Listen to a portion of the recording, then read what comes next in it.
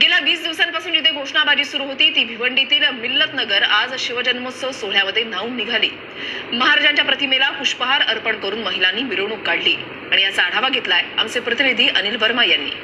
भिवंडीच्या शाहीन बागला आज 20 दिवस पूर्ण झालेले आहेत। मात्र आपण या ठिकाणी जर गर्दी बघितली महिलांची तर गर्दी कमी होताना दिसत नाही। हजारोच्या संख्येने या ठिकाणी महिला आहेत उपस्थित, ते आपल्या घरातलं काम आटपून या ठिकाणी आलेले आहेत। आज जर खरं बघितलं तर या ठिकाणी शिवजयंती होती आणि शिवजयंतीच्या निमित्ताने या ठिकाणी आपण जर बघितलं तर सर्वात आधी या ठिकाणी शिवाजी महाराज यांच्या प्रतिमेला पुष्पहार करण्यात आला आणि या ठिकाणी मुलांच्या वतीने आपण जर बघितलं तर या ठिकाणी मुलांच्या वतीने अनेक जे जागतिक जे पर्यटक स्थळ आहेत त्याचे दृश्य या ठिकाणी तयार करून आणण्यात आले होते आणि मुलांच्या हातामध्ये जर आपण बघितला तर छत्रपती शिवाजी महाराजांचा झेंडा या ठिकाणी त्यांच्या हातामध्ये आहे। मानवतेचे प्रतीक, सर्व जाती धर्माचे राजे छत्रपती शिवाजी महाराजांची जयंती शाहीनबाग मध्ये साजरी करण्यात आलेली भव्य दिव्य अशी रॅली काढण्यात आली होती, ज्याच्यामध्ये हातामध्ये शिवाजी महाराजांचे झेंडे, राष्ट्राचा तिरंगा झेंडा घेऊन या ठिकाणी शिवाजी महाराजांचा जयघोष